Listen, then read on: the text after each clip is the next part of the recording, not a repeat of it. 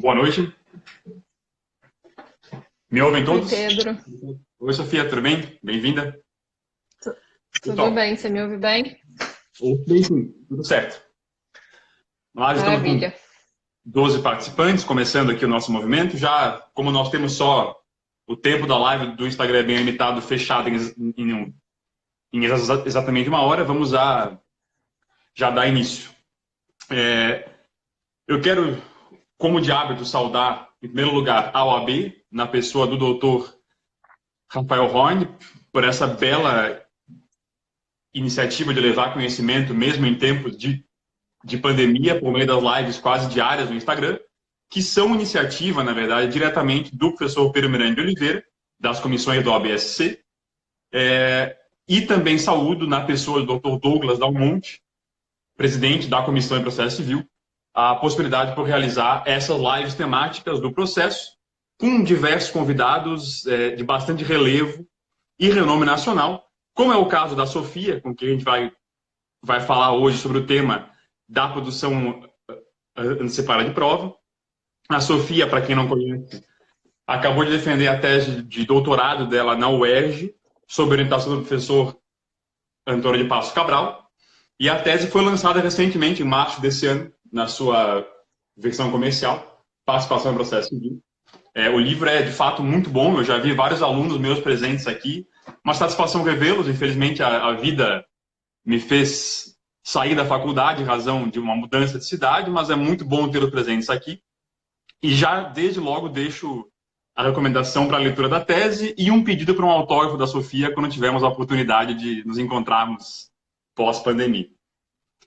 Sofia, então já dando início ao nosso tema de discussão, a gente está aqui para falar hoje sobre talvez um assunto que merecesse muito mais atenção prática dos profissionais no dia a dia forense do que ele recebe, que é a ação, ou, enfim, vamos discutir aqui qual que é a natureza disso, mas o incidente, o procedimento de produção antecipada de prova, que viabiliza a produção probatória sem necessariamente que eu precise já ter uma demanda em curso.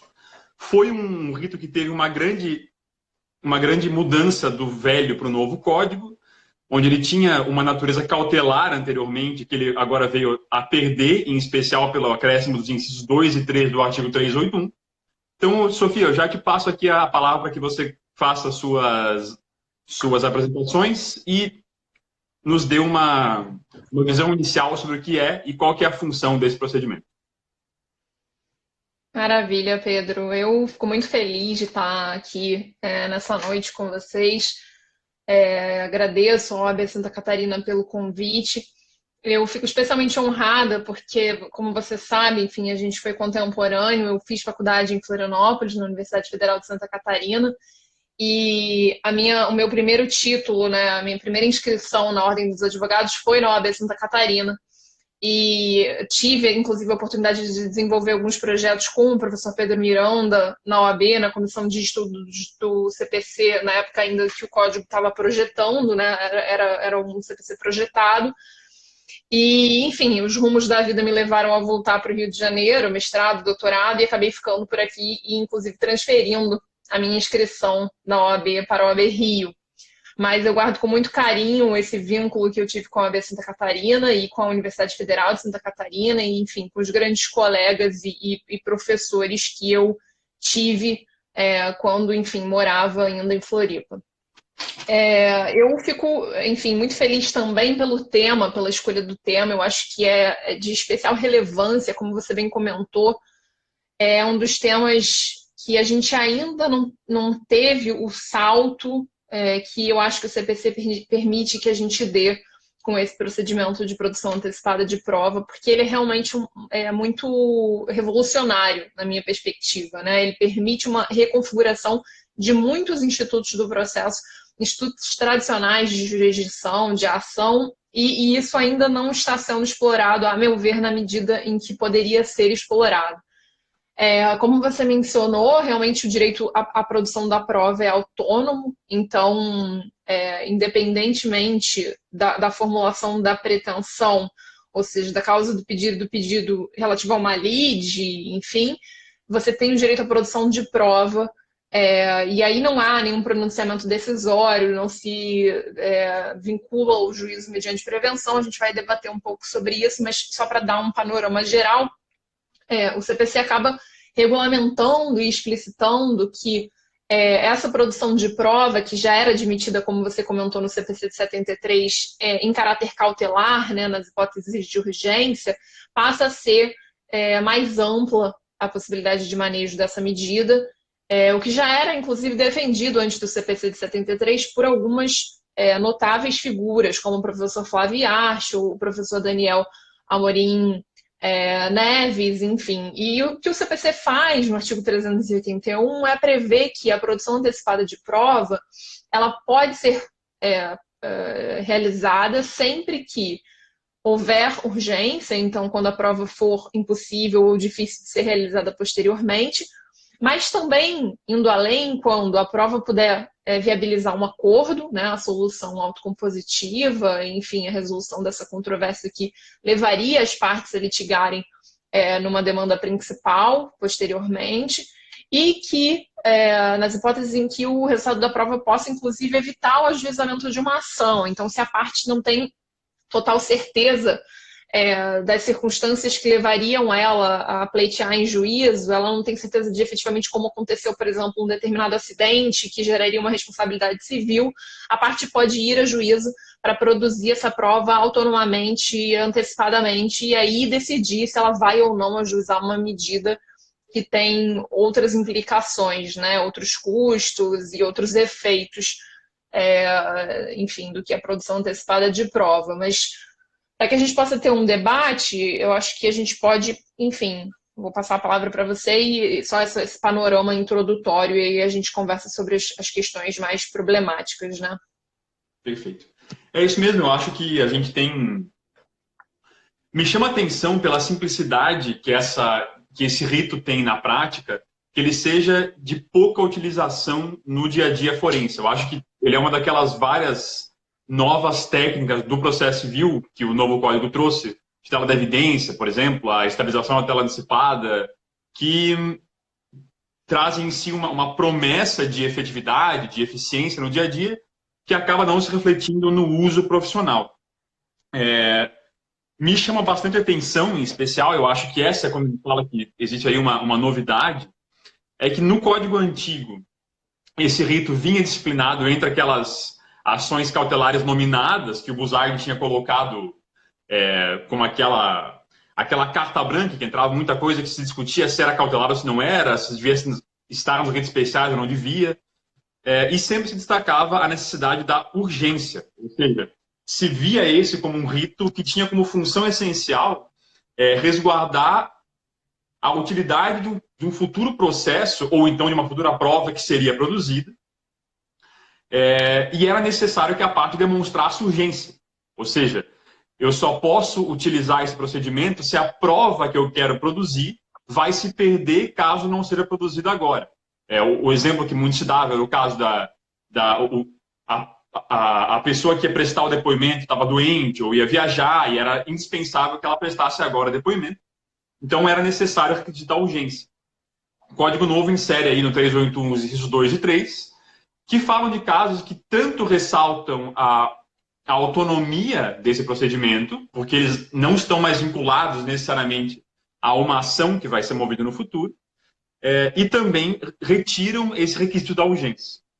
Diante disso, Sofia, só para fazer aqui uma questão inicial, qual te parece que é a natureza desse procedimento? Eu posso hoje dizer ainda que ele é cautelar só no caso do inciso 1, ele é de uma ação de jurisdição voluntária? Qual que é, na tua visão, a natureza jurídica desse procedimento?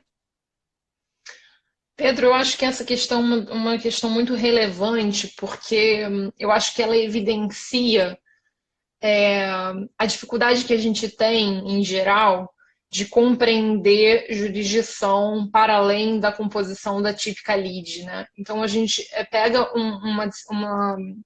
uma robusta construção clássica em torno de natureza da ação e a natureza da pretensão, considerando a típica lide, né? A caiutice, uma pretensão exercida, uma pretensão resistida, se o sujeito pretende uma tutela de natureza declaratória, condenatória, se ele pretende acautelar o resultado de um provimento futuro.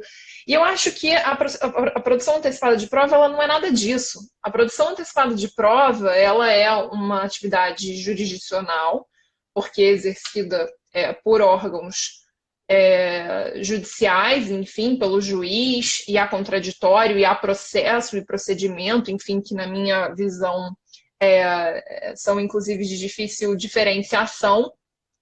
E o fato de que o CPC institui esse procedimento de produção antecipada de prova e generaliza o cabimento para além da urgência, faz com que a gente tenha que revisitar a própria ideia de jurisdição, e nessa medida eu chamo a atenção para um aspecto relevante, que recentemente, por exemplo, foi defendida uma tese aqui na Universidade do Estado do Rio de Janeiro pelo Marcelo Barbie Gonçalves, que foi inclusive o meu contemporâneo no doutorado na UERJ, que resgata, por exemplo, a ideia de jurisdição como uma função também consultiva, e ele não chega a defender isso explicitamente, mas a ideia, por exemplo, da ação declaratória de fato, por que o judiciário não pode se debruçar sobre a ação declaratória de fato e por que o interesse do sujeito não pode se limitar à certificação fática. E acho que a resposta a isso tudo está no fato de que a gente ainda está atrelado à ideia de jurisdição como composição de lide, como a ideia de jurisdição tipicamente atrelada ao pensamento de Carnelucci, de, enfim, pretensão exercida, pretensão resistida, um conflito bilateral, posições que são antagônicas, e aí você precisa do judiciário para dizer se A ou B tem razão. E nada disso faz sentido na produção antecipada de prova, né? A produção antecipada de prova, o judiciário vai conduzir um processo, um procedimento, enfim, chame como queira, que vai ter como resultado unicamente a produção da prova. Então, eu acho que a gente não pode sequer dizer que é um procedimento de natureza cautelar. Talvez nos casos de urgência seja possível fazer essa afirmação, mas não nos demais incisos do 381. Enfim, acho que a ideia do processo, enfim, como composição de lide é muito revolucionada pela produção antecipada de prova. Não sei qual que é a sua posição, seria interessante também te ouvir. Vamos lá. Deixa eu só dar um oi aqui para o doutor Marcos Vinícius, diretor da ESA, que acabou de entrar aqui nos saúda com a sua presença, e mais uma série de colegas que eu estou vendo aí, o meu colega Bruno, da OAB também, da comissão. Enfim, é meio difícil ver o nome de todos aqui, mas estão todos devidamente saudados. Exatamente isso, eu acho que a gente tem no nosso imaginário, sempre que você pensa no processo civil, existe essa relação estranha do processo civil com o direito civil tradicional, aquela ação que cai o móvel contratício, buscando uma indenização, sempre a questão patrimonial, que vai ter uma sentença condenatória, que vai ter depois uma execução, e parece que isso que é processo civil de verdade e todo o resto é uma exceção, uma coisa...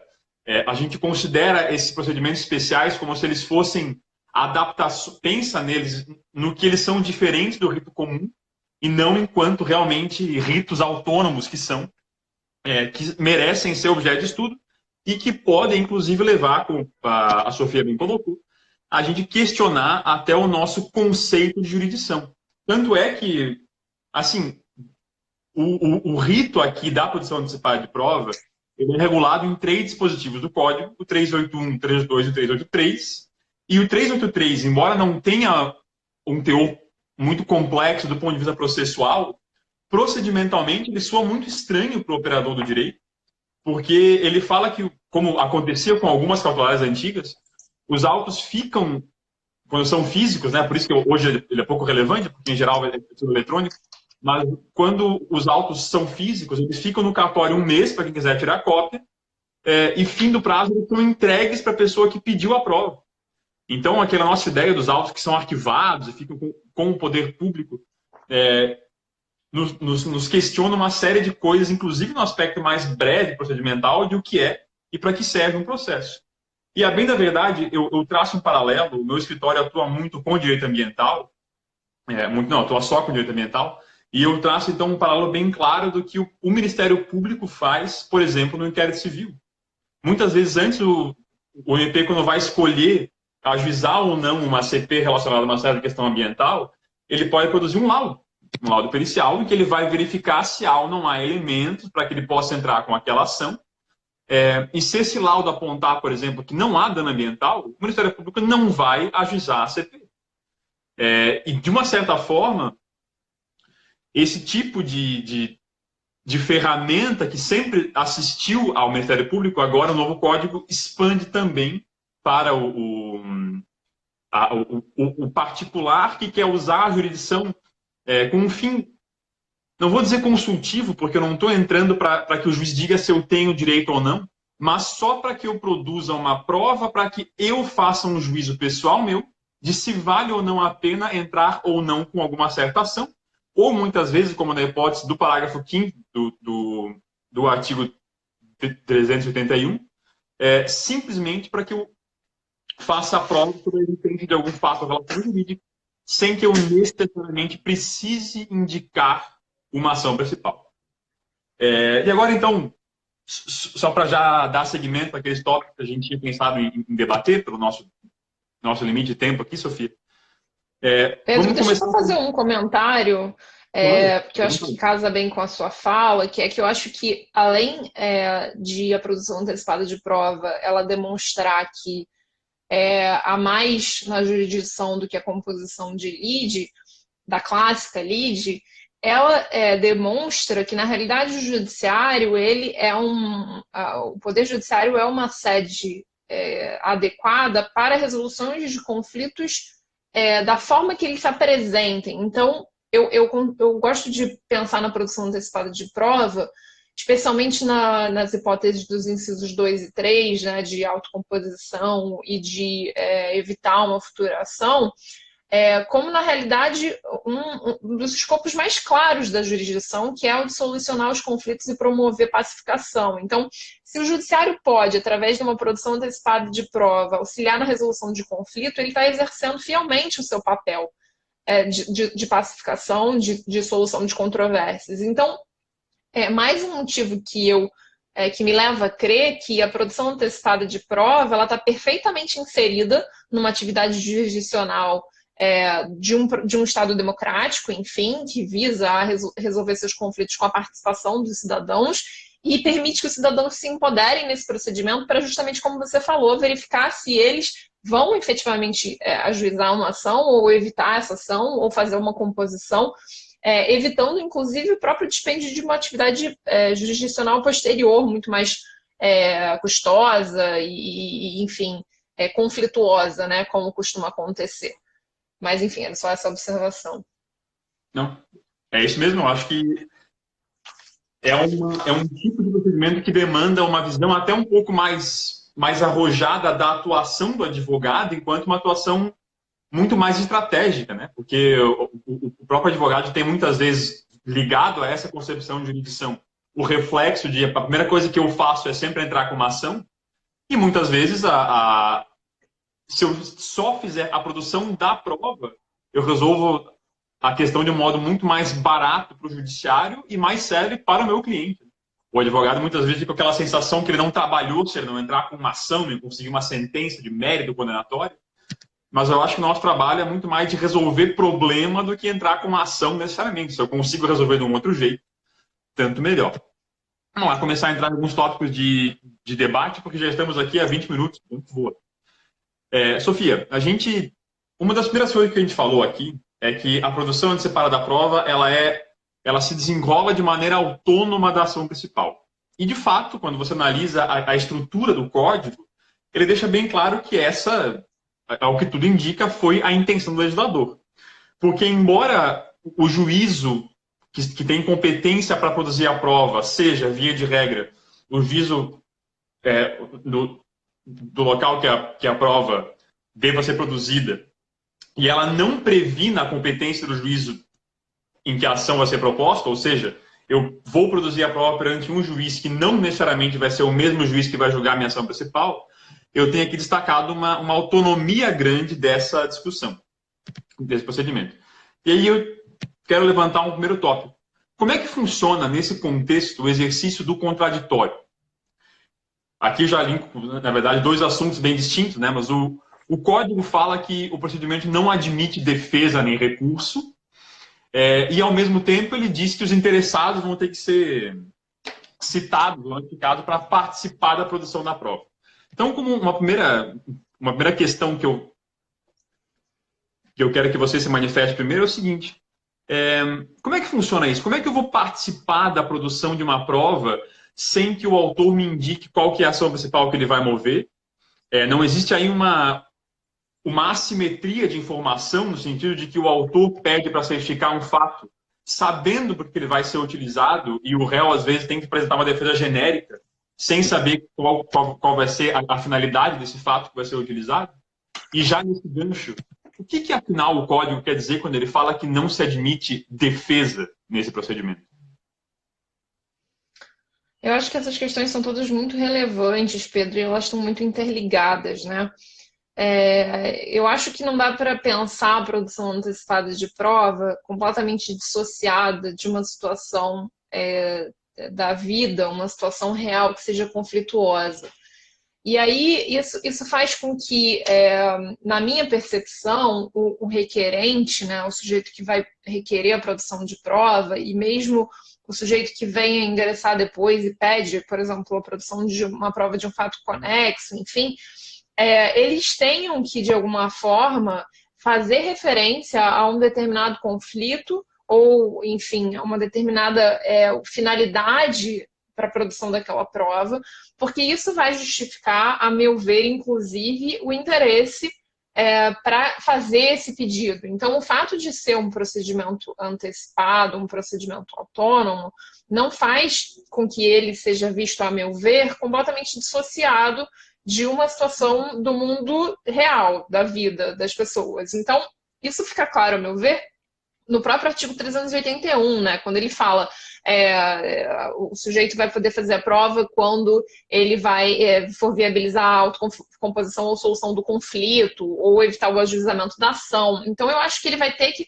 fazer, sim, referência a uma situação conflituosa ou uma circunstância, e é claro que depois ele vai poder formatar a demanda, se ele for ajuizar a ação, da forma que melhor lhe convenha. Enfim, isso não vai ser de nenhuma forma vedado pelo que foi discutido na produção antecipada de prova, porque o próprio resultado da prova pode convencê-lo de adotar uma estratégia, enfim, diferente.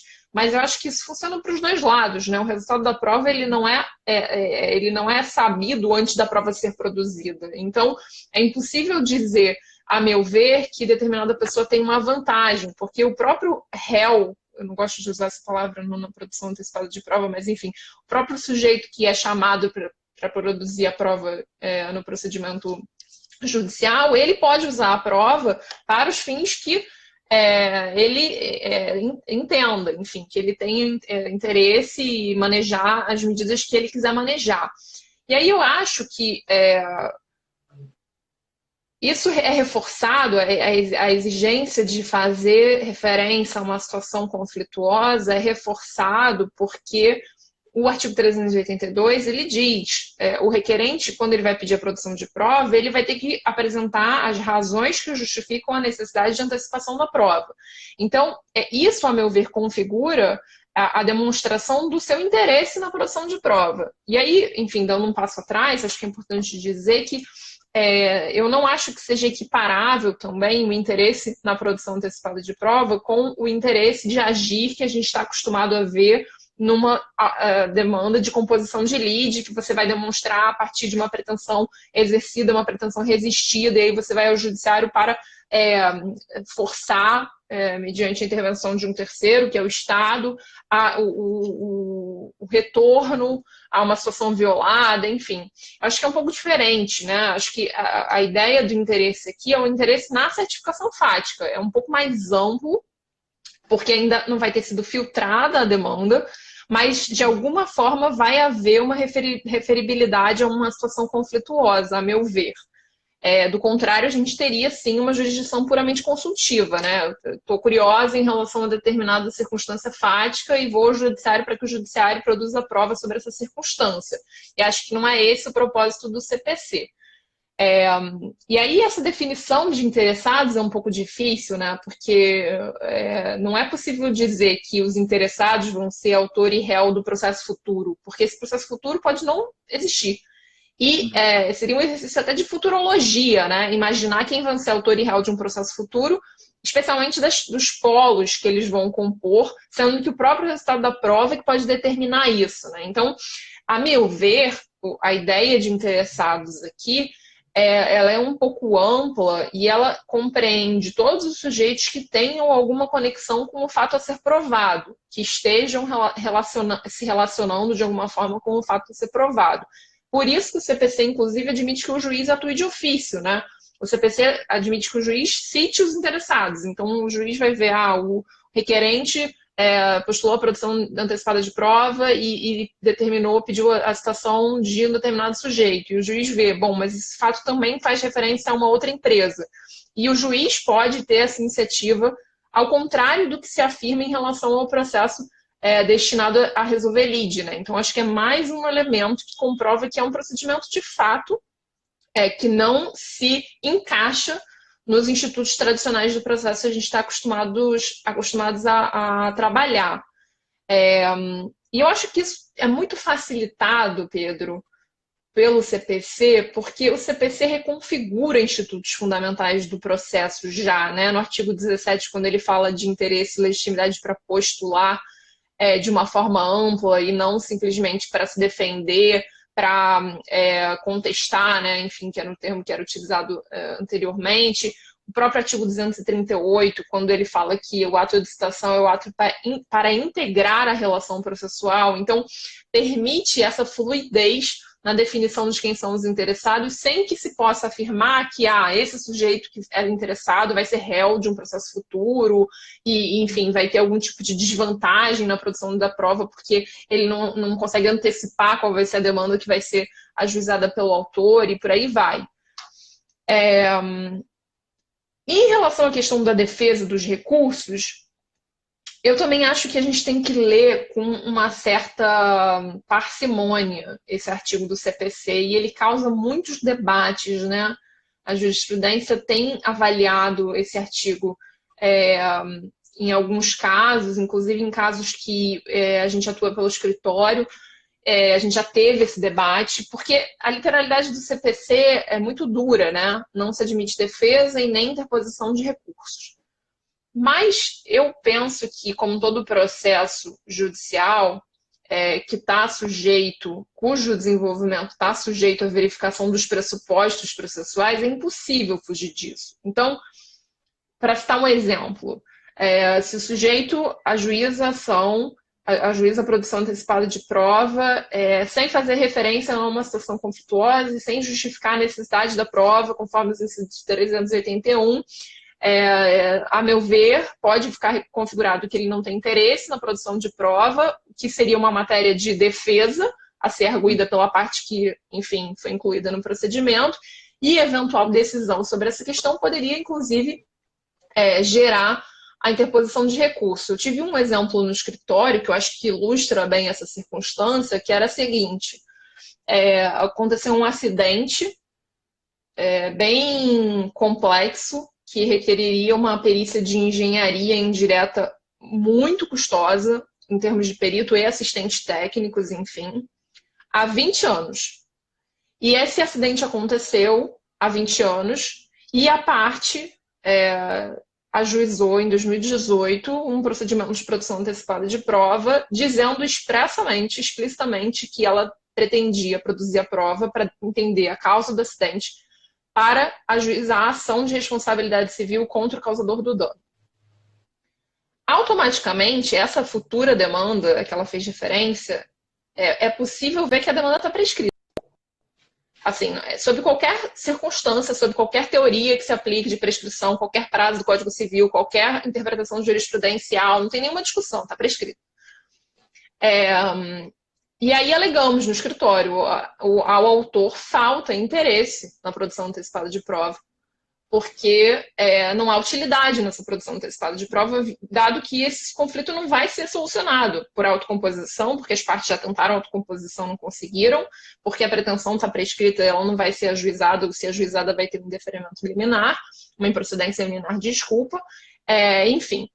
E aí a gente acabou tendo esse problema, que, a meu ver, ele dizia respeito ao pressuposto processual, que é a questão do interesse ou da necessidade da produção de prova, enfim. E, infelizmente, até o momento, uma decisão dizendo que não cabe defesa na produção antecipada de prova e uma decisão no tribunal dizendo que não cabe recurso na produção antecipada de prova. Então, ao final você tem na decisão duas decisões que se limitam a repetir o que está previsto no CPC sem pensar na existência de pressupostos processuais que demandam uma aferição para qualquer tipo de processo, enfim, e mais no dispêndio de atividade jurisdicional inútil, qualquer utilidade, e custos para as partes inúteis, enfim, qualquer utilidade. Então, eu não sei qual é a sua posição, mas eu tenho tido alguma dificuldade de entender na literalidade esse artigo quando ele fala na impossibilidade de defesa e recurso. Eu acho que isso merece temperamentos nas hipóteses em que haja, por exemplo, ausência de pressuposto processual. Enfim, acho que isso tem que ser analisado. Me parece que foi uma tentativa tão grande do legislador de se afastar das categorias tradicionais de autor e réu, que ele quis também se afastar da categoria de defesa, e falar que, olha, só existe aí um direito falando mais em direito de participação do interessado na produção da prova do que alguma coisa do tipo, mas para evitar o tipo de confusão que até a própria... Veio uma mensagem no chat aqui, acho que foi da Pétala Salomão, falando de um caso em que o autor não gostou do laudo e apelou da sentença que homologou aquele laudo, havendo uma confusão entre um procedimento que tem por intenção produzir a prova e o mérito da prova que foi produzida. Né? A gente enxerga isso muitas vezes porque várias ferramentas do código que demandam essa maturidade levam, às vezes, o advogado a estar em juízo sem estar falando do litígio. Um exemplo também, o negócio processual também é um caso que pode levar o advogado a ter que debater um assunto que não é o litígio. O 357, quando fala da audiência de saneamento, pode levar a essa questão.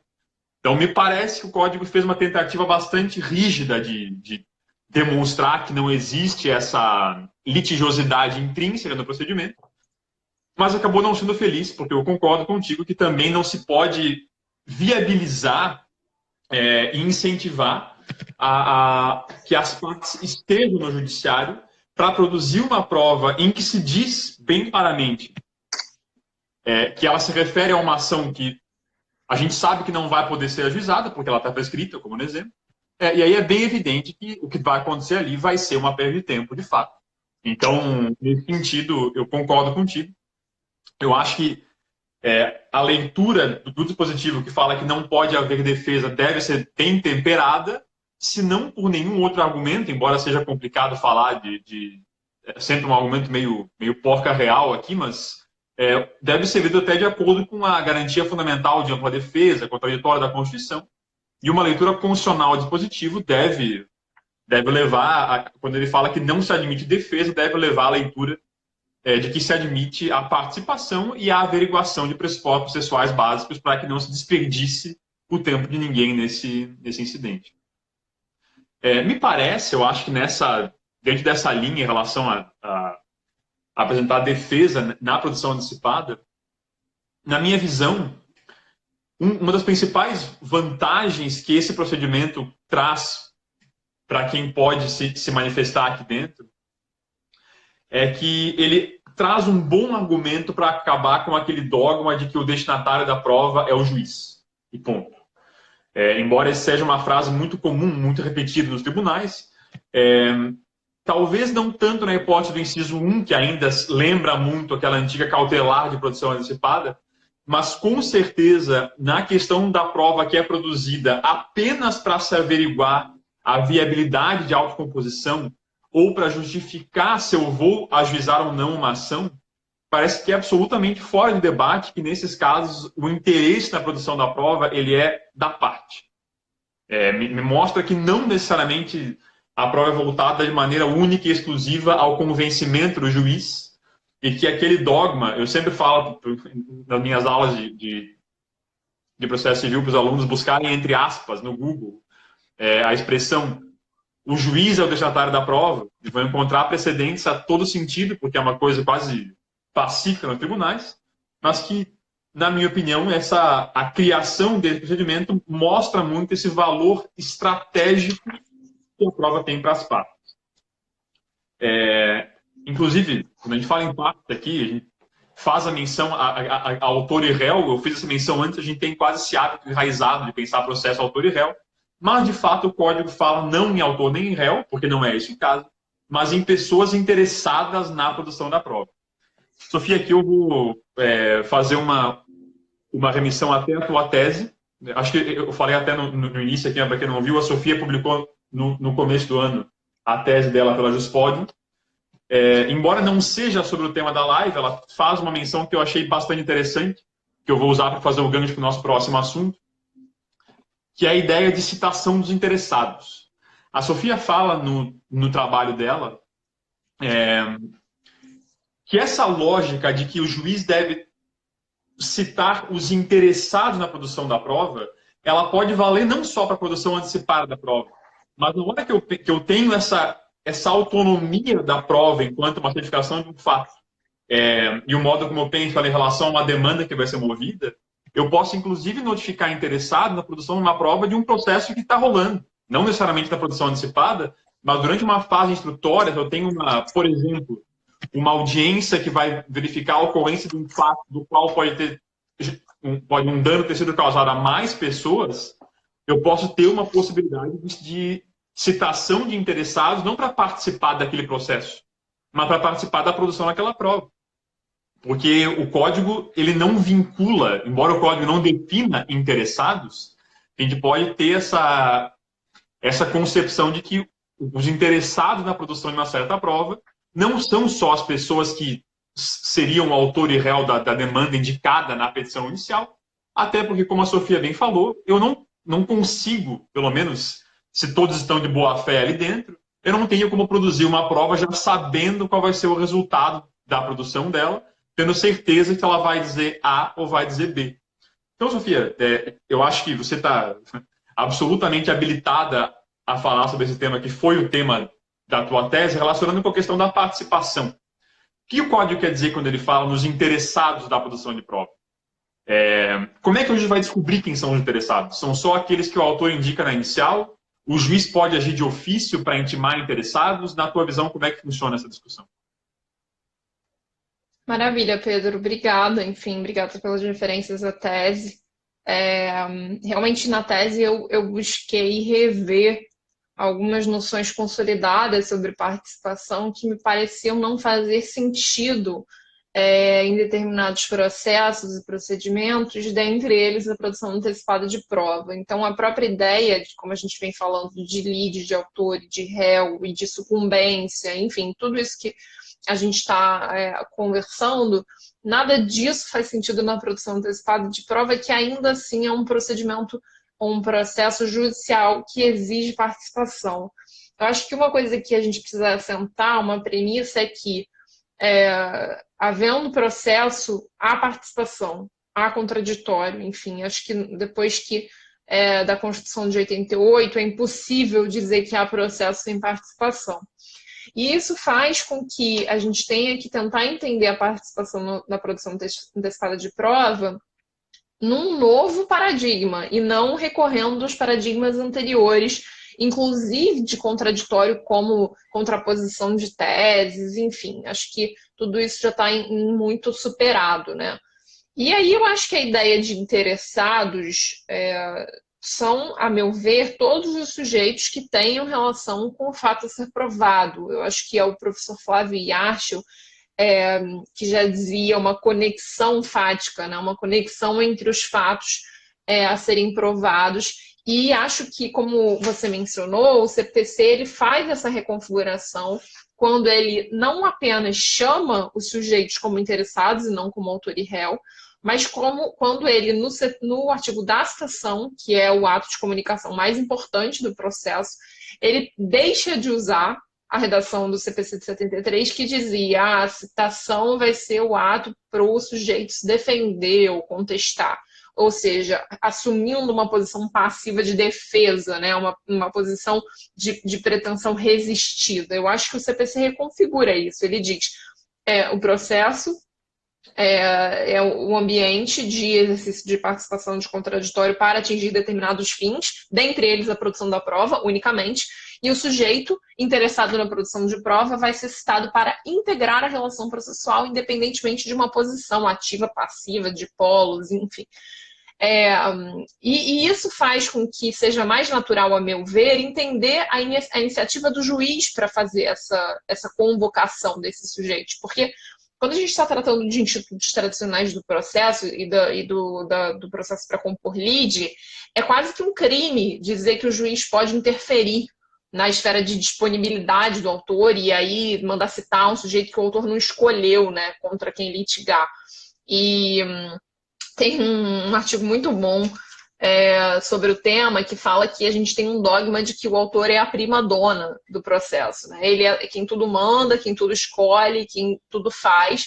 E, na realidade, o processo é um instrumento de exercício de poder do Estado, e há também um interesse no Estado em conferir tutela jurisdicional adequada, célere e econômica. Então, se o juiz está fazendo uma produção de prova, conduzindo uma produção de prova, e percebe que tem um sujeito que participou dos fatos, que a todo momento é referido pelas partes, e esse sujeito não está presente, isso significa que a prova não vai poder ser usada validamente em relação a ele no futuro. Então, o procedimento de produção de prova em relação a ele vai ser inútil, ou seja, a prova vai ter que ser reproduzida para que ele participe. Nada mais justo que o juiz convoque esse sujeito e fale, integre a relação processual, independentemente de polo ativo ou polo passivo, e venha participar da prova. Porque, a partir daí, a participação e o contraditório permitem que essa prova seja válida e seja vinculante, vamos dizer assim, para os sujeitos que dela participaram, né? E é por isso que eu acho que o código, ele insere essa técnica no 382, que é da intervenção por ordem do juiz, né, da citação dos interessados por ordem do juiz, que pode ser uma técnica vislumbrada, inclusive na produção incidental. Então, tentar reconfigurar um pouco essa ideia de vedação à interferência do juiz, porque isso já não é verdade, entendeu? A gente já tem amicus curiae intimado por ordem do juiz, nos embargos de terceiro por ordem do juiz, sublocatário na ação de despejo por ordem do juiz, enfim, agora na produção antecipada, interessados por ordem do juiz, enfim. Tratar isso com mais honestidade, dizer, olha, o juiz pode integrar sujeitos na relação processual sem que ele esteja exercendo demanda, o juiz exercendo demanda contra o sujeito, enfim, não é disso que se trata. E permitir que isso aconteça também na produção incidental para que o sujeito participe da prova e possa ficar atrelado ao seu resultado, né?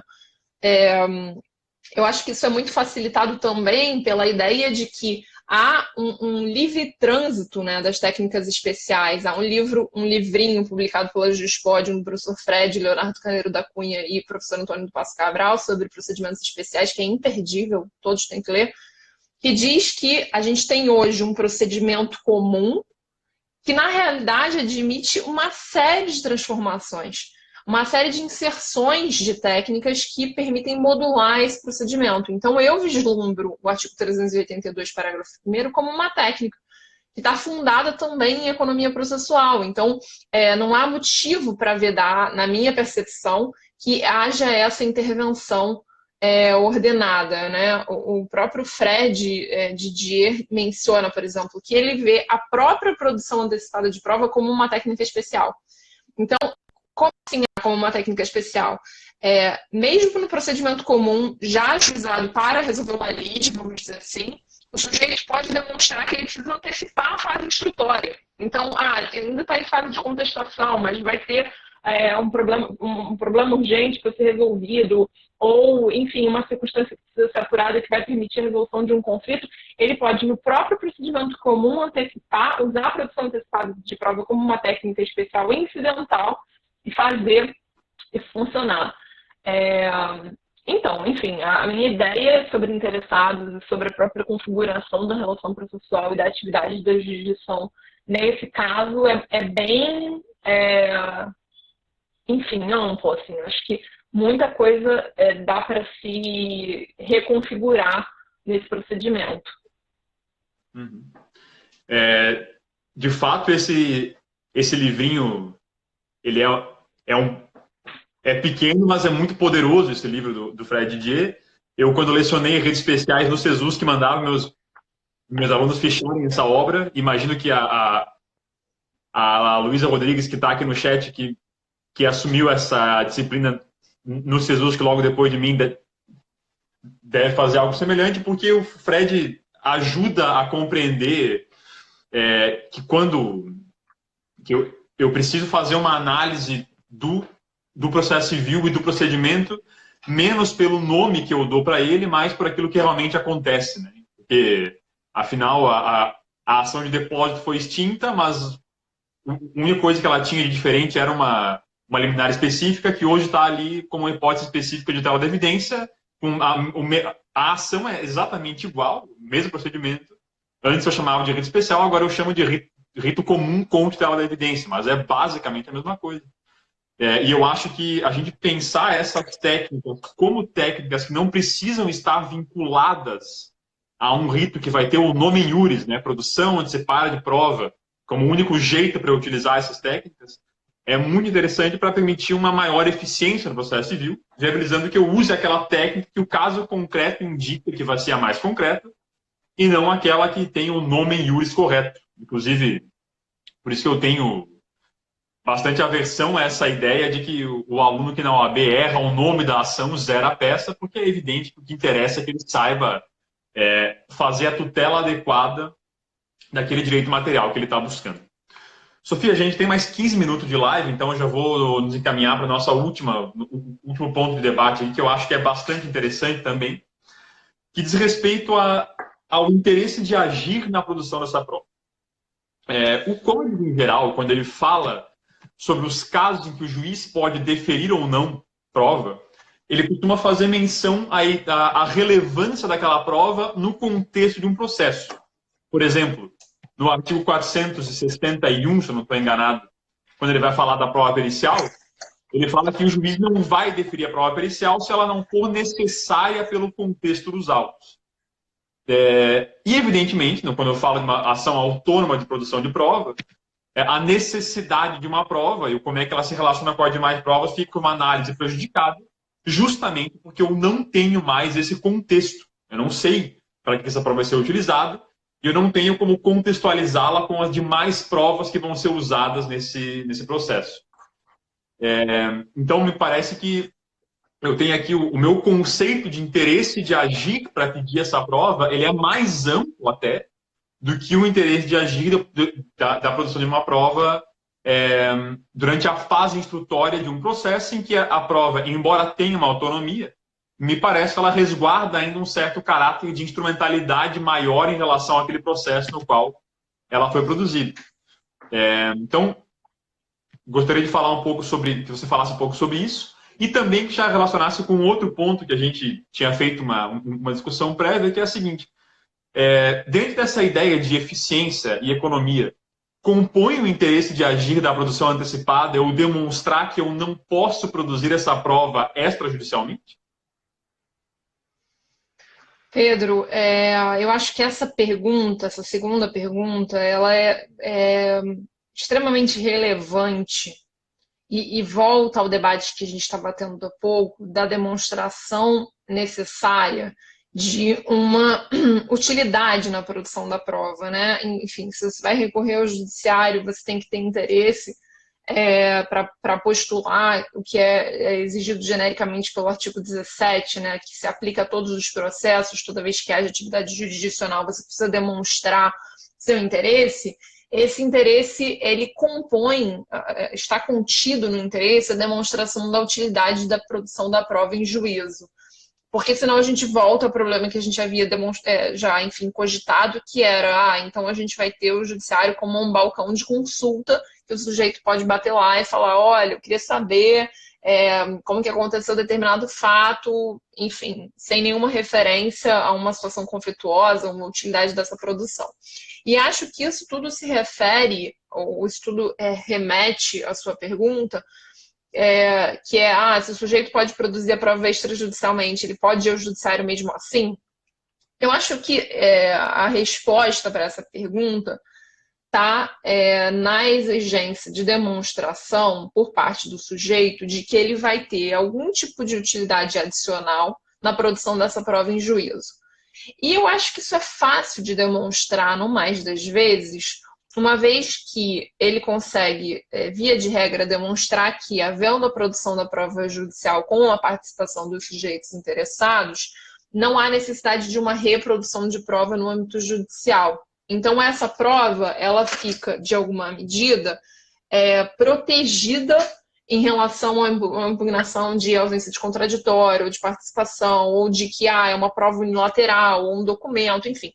Via de regra, na prova documental, isso é menos problemático porque o documento, normalmente, ele é produzido e as partes controvertem sobre ele depois dessa produção, né? Enfim, mas pensando numa prova testemunhal, pensando numa perícia, normalmente, a meu ver, o sujeito vai conseguir demonstrar que o fato desse procedimento tramitar sob condução de um juiz com as garantias de participação já faz com que se justifique o trâmite do processo judicial. Eu acho que isso eu gosto de usar um exemplo que inclusive está baseado na tese da professora Thaís Pascoal, que defendeu na UFPR, enfim, um trabalho muito relevante sobre coletivização da prova, que é o exemplo do inquérito civil, que inclusive você comentou no começo da live, né? O Ministério Público normalmente usa o inquérito civil, que não é muito diferente de uma produção antecipada de prova, porque ele vai lá, faz a perícia antes de entrar eventualmente com uma ação, vê há o dano ambiental ou não há uma prática ilícita, não há, e aí logo depois ele ajuiza a ação com base nos fatos que ele extraiu nesse inquérito civil. E acho que o inquérito civil é um bom exemplo, porque, via de regra, quando o Ministério Público ajuiza a ACP com base no inquérito civil, toda a prova que foi produzida no inquérito civil é reproduzida em juízo. Porque, normalmente, não se assegura aos interessados o mesmo nível de participação e de contraditório e de transparência que se asseguraria num processo judicial. Então, o que a Thaís defende, e que eu concordo 100% e venho utilizado isso como exemplo referendado isso, é que a produção antecipada de prova, ela faz com que o próprio inquérito civil perca utilidade. Porque, embora o MP tenha poder de investigação e vai expedir ofício, vai produzir laudo através dos seus próprios servidores, enfim, tudo isso pode ser questionado depois numa ação civil pública e vai impor uma reprodução da prova. Então, o tempo, o custo para o próprio Ministério Público, para o próprio órgão público e para as partes envolvidas, para os sujeitos envolvidos, me parece que é muito relevante. Então, por que não fazer um inquérito civil, uma produção antecipada de prova judicial desde o início, e daí, se for o caso, ajuizar a ação depois, ou fazer um TAC, por exemplo, no âmbito depois dessa produção de prova, dependendo do resultado da prova, enfim. É claro que há medidas que precisam ser realizadas em caráter de urgência sem a ciência da parte contrária, inclusive sob pena de qualquer prejuízo à própria produção de prova. Então, enfim, é claro que nem sempre isso vai ser possível, mas via de regra, seria possível já fazer isso via produção antecipada de prova e não por inquérito civil. Então, está aí um exemplo de uma prova, por exemplo, uma perícia, que poderia ser reproduzida no inquérito civil, porque o MP tem esse poder fiscalizatório de investigação, enfim, mas que seria mais útil se inicialmente. Então, enfim, eu acho que é uma questão que demanda certamente uma análise casuística, mas que, no mais das vezes, o sujeito vai conseguir demonstrar que há um incremento de participação e uma economia processual que autoriza que ele faça a produção por via judicial. Perfeito. Sofia, dado o nosso tempo aqui, eu infelizmente vou ter que encerrar a nossa discussão, que embora esteja muito boa, se nós não encerrarmos agora, seremos encerrados involuntariamente pelo Instagram. Então, desde logo, quero deixar o meu muito obrigado à sua presença, à sua disponibilidade para vir aqui falar com a gente. Saúdo a OAB, a ESA, a CAAS, que foram parceiros essenciais nessa live, e saúdo mais uma vez as comissões da OAB na pessoa do doutor Pedro Miranda de Oliveira e a Comissão de Processo Civil na pessoa do doutor Douglas Dalmonte. Muito obrigado, Sofia. Pode fazer suas últimas considerações. Obrigada, Pedro. Eu só queria, enfim,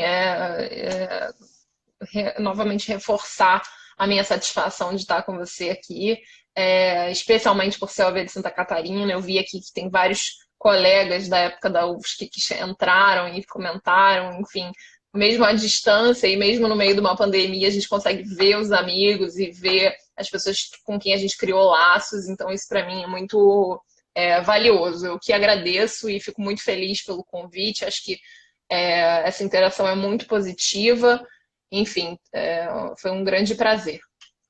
Isso aí. Muito obrigado a todos, um abraço e uma boa noite. Obrigada.